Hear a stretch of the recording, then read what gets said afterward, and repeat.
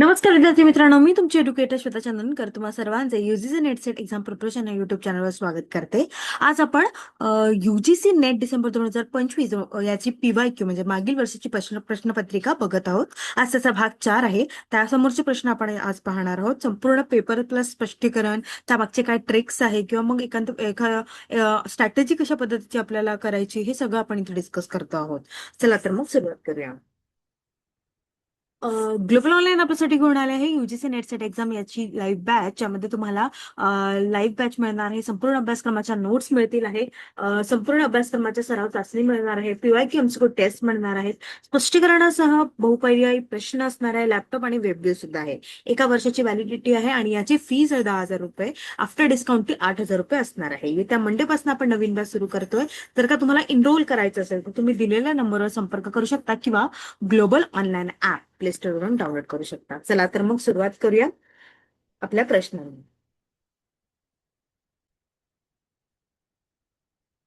आपला प्रश्न आहे, खालील दोन विधाने दिलेली आहे. ठीक आहे. ए ला आपण गृहीतक म्हणतोय, आर ला त्याचे कारण मांडलेले आहे. इंग्लिश मधून मराठी भाषांतर करताना मुक्त छंदाचा वापर करणे अधिक सुज्ञपणाचे ठरेल. हे गृहीतक आहे आणि कारण आहे मराठीतील छंदोरचनेचे स्वरूप इंग्लिशमधील छंदोरचनेहून मूल्यतः भिन्न आहे. तर एकंदरीत अशा पद्धतीचे 8 ते 9 प्रश्न आलेले ऑलरेडी हा ना, गृहीतक आणि कारण.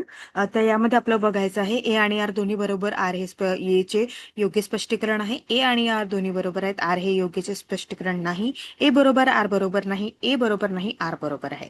चला तर मग सांगा बघू काय असणार आहे. यामध्ये ए आणि आर दोन्ही बरोबर आहे आणि आर हे ए चे योग्य स्पष्टीकरण आहे. त्यामुळे आपलं ऑप्शन काय असणार आहे? एक असणार आहे. इंग्लिश मधून मराठीत भाषांतर करताना मुक्त छंदाचा वापर करणे अधिक सुज्ञपणाचे ठरणार आहे.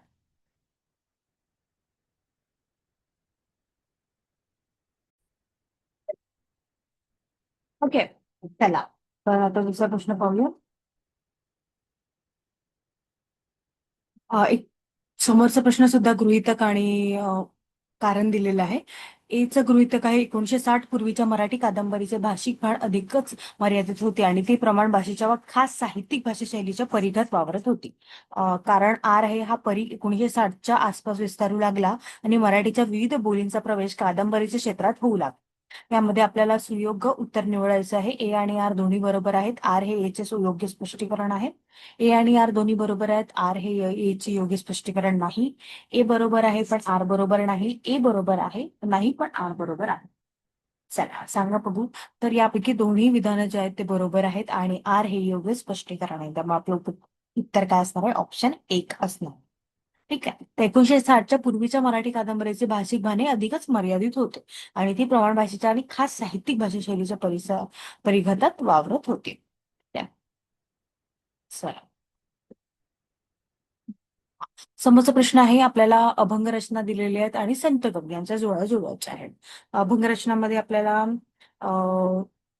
मज दूर दूर हो म्हणती तुझं भेटू कवन्या रीती, डोईचा पदर आला खांद्यावरी भरल्या बाजारी गावीन मी, विश्वरांगे झाले वनी संत सुखे वावे पाणी, भाव बडे आकडे एरवी नाकळे करतळी आवडे तैसा हवा. आणि इथे मुक्ताबाई, ज्ञानेश्वर, चोखामेळा आणि जनाबाई अशा पद्धतीने दिलेला आहे.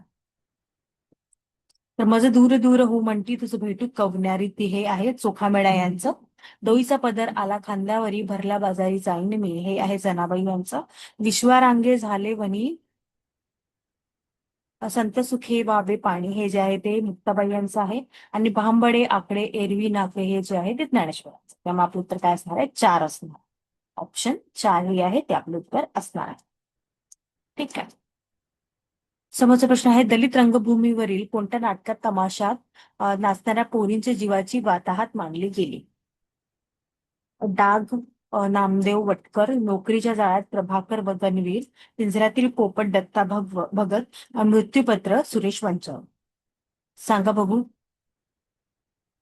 तर यामध्ये दलित रंगभूमीवरील डाग, नामदेव वटकर या नाटकात तमाशात नाचणाऱ्या पोरीच्या जीवाची वाताहत मांडली गेली.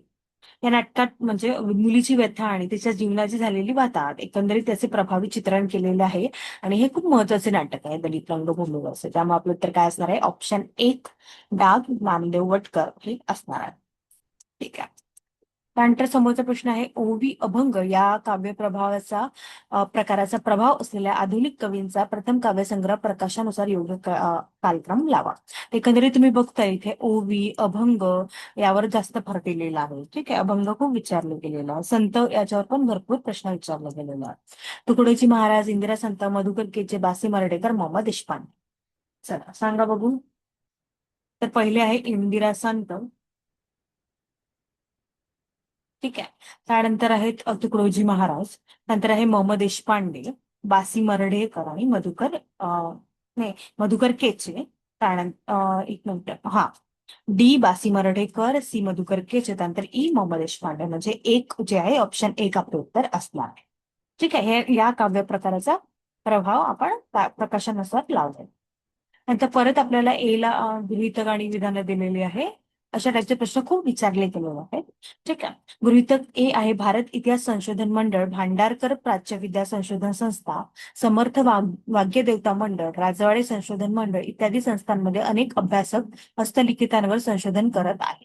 कारण हस्तलिखित हा मराठी वाङ्मयाच्या इतिहासाचा अभ्यासासाठी महत्वाचा प्राथमिक स्रोत आहे.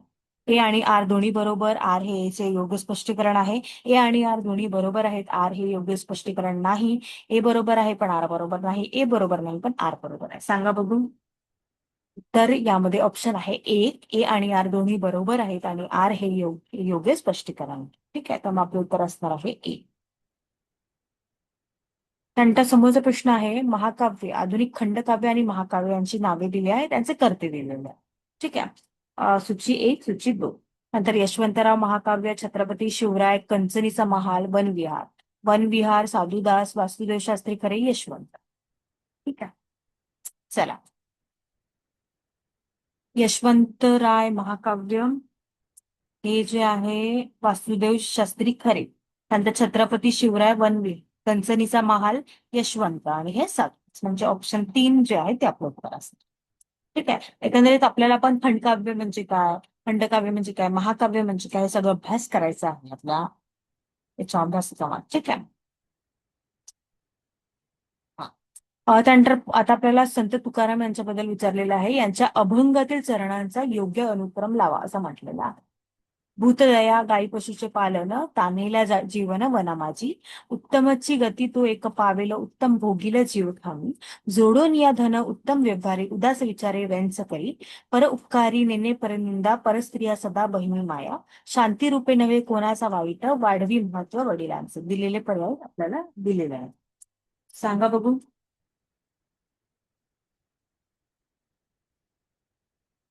हा. पहिले येईल सी, जोडून या धन उत्तम व्यवहार आहे. त्यानंतर येईल बी, डी, ए, ई. म्हणजे ऑप्शन तीन जे आहे ते आपलं उत्तर असणार आहे. आता या अभंगांमध्ये आपण त्याचा अर्थ जो आहे तो आपल्याला माहिती पाहिजे आणि एकंदरीत अशा पद्धतीचे क्रमाचे प्रश्न विचारले जातात. त्यामुळे आपल्याला ते पण अभ्यास करावा लागतो. ठीक आहे. तर भूतदया, गाई पशुचे पालन, हे जे आहे हा अभंगाचा खूप साधा अर्थ, जोडून या धन उत्तम व्यवहार आहे. आपण वाचलेला आहे. उदास विचारे वेळेंच करी, तुम्हाला कदाचित माहित असेल. नंतर उत्तमची गती, त्यानंतर परोपकारी निर्णय मरण निंदा, हा ना. नंतर शांती, भूतदया, गायीचे पशुपालन, शांती रूपे नव्हे कोणाचे वाईट.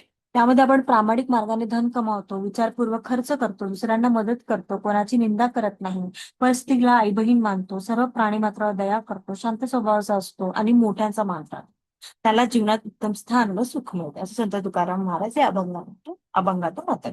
आणि हा अभंग खूप प्रसिद्ध आहे. त्यामुळे योग्य आदर्श माणसाची गुण यात सांगितली. ठीक आहे. त्यानंतर येतं योग संग्राम हा ग्रंथ कोणी लिहिला. हुसेन अंबर, शेख मोहम्मद, चांद बोधला की अलम खान. हा लिहिलेला आहे संत शेख मोहम्मद यांनी. हा ग्रंथ मराठी साहित्यातील एक महत्वाचा आध्यात्मिक ग्रंथ मानला जातो आणि ज्यामध्ये अद्वैत तत्वज्ञानाचे निरूपण केले आहे. ठीक आहे, त्यामुळे आपलं उत्तर काय असणार आहे, ऑप्शन दोन असणार आहे. त्यानंतर समोरचा प्रश्न आहे 12 बलुतेदार हा कथासंग्रह, या कथासंग्रहाचे लेखक कोण आहे. कदाचित तुम्ही हे वाचलं असेल. शंकरराव खरात, अण्णाभाऊ साठे, जबी पवार, उर्मिला पवार. 12 बलुतेदार.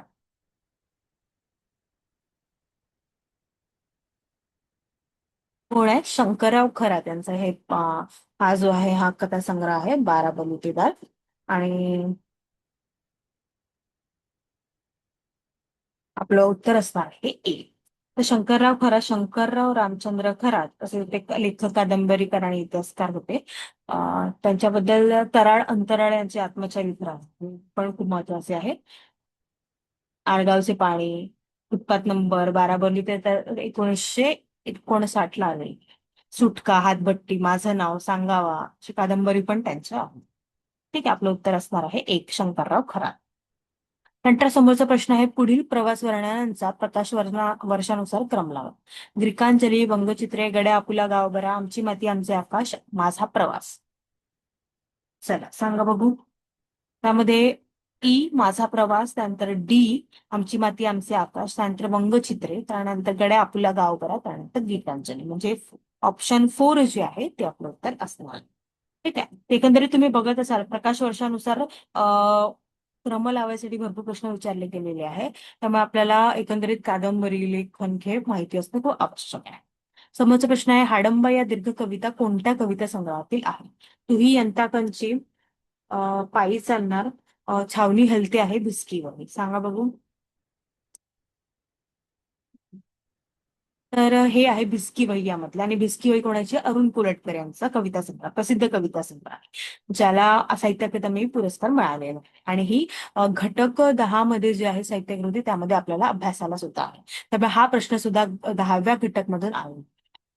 आता 11वा प्रश्न, कदाचित 11वा प्रश्न हा घटक 10 मधून आलेला आहे. त्यामुळे किती महत्वाचा प्रश्न आहे हा हे तुम्ही बघू शकता. घटक 10 जो आहे तो आपल्याला स्वतःच अभ्यास करून हे करायचं, कारण कादंबरी एकंदरीत तुम्ही वाचाल तेव्हा तुमचा चांगला पद्धतीने अभ्यास होईल आहे, कारण त्याचा अर्थ सारांश तुम्हाला माहिती असते, खूप खूप आवश्यक आहे.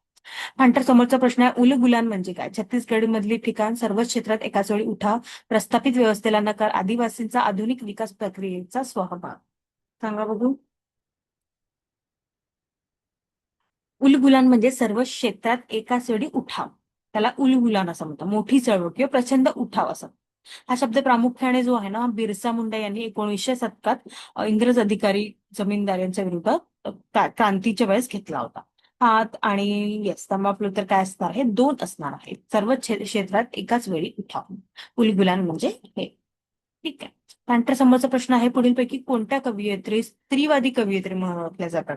कविता महाजन, संजीवनी मराठे, प्रज्ञा दया पवार, नीरजा शांता शेळके. स्त्रीवादी कविता कवयित्री.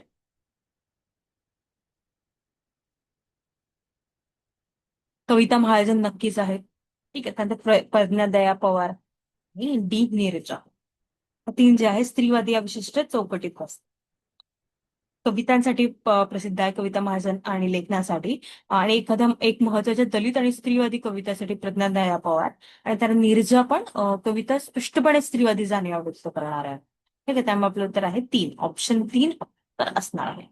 ठीक आहे, म्हणजे ह्या एकंदरीत सगळ्याच साहित्य विषय त्यांनी विचारलेला आहे, स्त्रीवादी झालं, दलित झालं, ग्रामीण झालं, है ना. ठीक आहे, त्यामुळे आपल्याला सगळा अभ्यास करावा.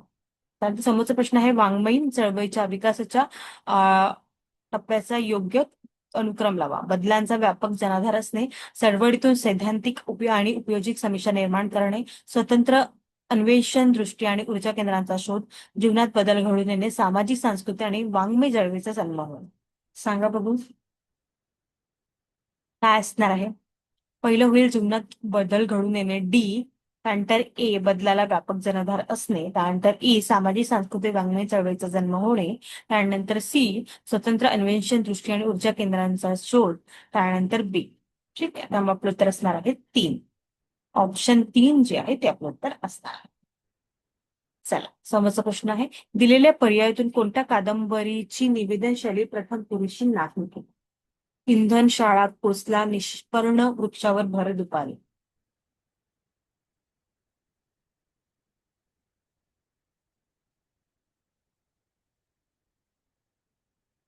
चला सांगा बघू. काही प्रश्नाचे उत्तर तुम्ही सुद्धा देत चला माझ्यासोबत सोबत, जेणेकरून तुमचा अभ्यास किती झाला किंवा तुम्हाला कितपत येते ते सुद्धा आपल्याला माहिती.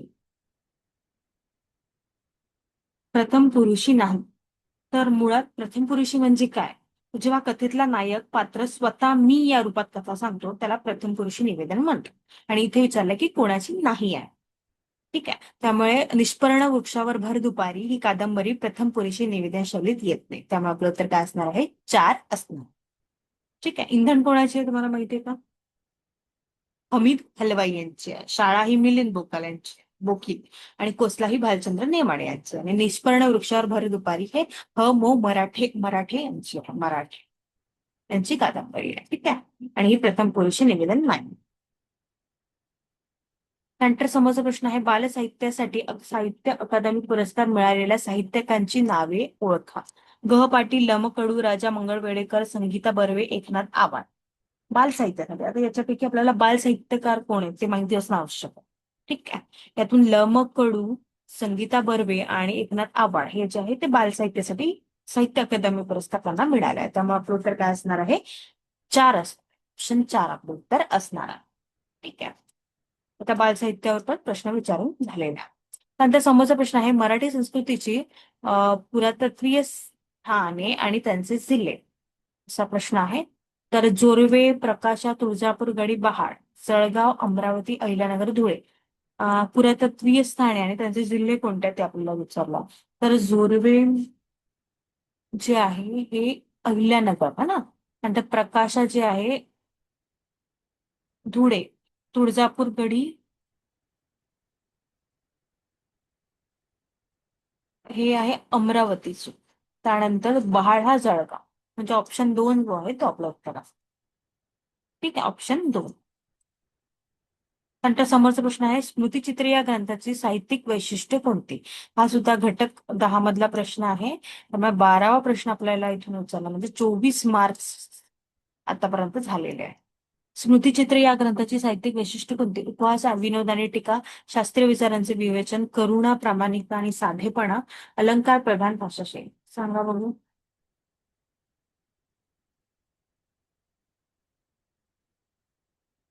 करुणा, प्रामाणिकता आणि साधेपणा हे स्मृतिचित्र या ग्रंथातून दिसून होते. एकंदरीत लक्ष्मीबाई टिळक यांची आत्मचरित्र आहे आणि लेखिकेने स्वतःच्या आयुष्यातील घटना आणि स्वभाव दोष अत्यंत प्रामाणिकपणे मांडलेला आहे. सोबतच या ग्रंथाची भाषा अत्यंत साधी, ओघवती आणि घरगुती आहे. है ना. त्यानंतर आहे करुणा म्हणजे खडतर आयुष्याचे वर्णन करतानाही क्रोधिक आणि कळवटपणा येत नाही. त्यामुळे उत्तर काय असणार आहे? करुणा, प्रामाणिकता आणि साधेपणा हे स्मृतिचित्रमध्ये आलेले. त्यानंतर समोरचा प्रश्न आहे कविता या वाङ्मय प्रकारच्या विविध उपप्रकाराचे वर्गीकरण करताना सुधीर रसाळ यांनी कोणत्या प्रकाराचा समावेश केलेला नाही? कथा कविता, नाट्य कविता, विचार कविता, चिंतन गर्भ कविता. सांगा बघू.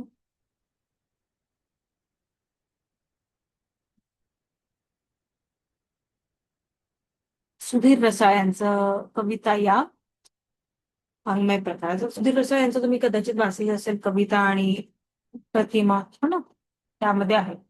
त्यामध्ये विचार कविता जी आहे या प्रकाराचा समावेश त्यांनी केलेला आहे. ऑप्शन 3 हे आपलं उत्तर असणार आहे.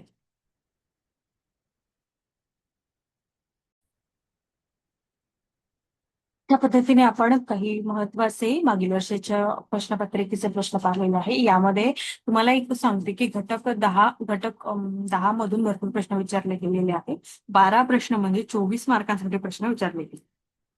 त्यानंतर संत साहित्य झालं, बाल साहित्य झालं, दलित साहित्य झालं, ग्रामीण साहित्य झालं यावर भरपूर प्रश्न विचारले गेले आहेत. स्त्रीवादी साहित्य सुद्धा आलेलं आहे. ठीक आहे. एक एक प्रश्न याच्यावर आहे. संत साहित्यावर तरी 4 ते 5 प्रश्न इथे विचारले गेले.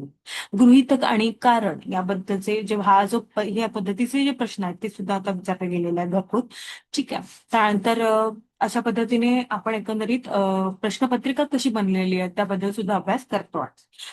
त्यानंतर आता समोरचे जे प्रश्न आहेत ते आपण पाहणार आहोत आणि येत्या मंडेपासून आपण नवीन बॅच सुरू करतो. म्हणजे मंडेपासून जर का तुम्हाला एनरोल करायचं असेल तर तुम्ही दिलेल्या नंबरवर संपर्क करू शकता किंवा ग्लोबल ऑनलाईन आपल्या स्टोअरवरून डाउनलोड करू शकता.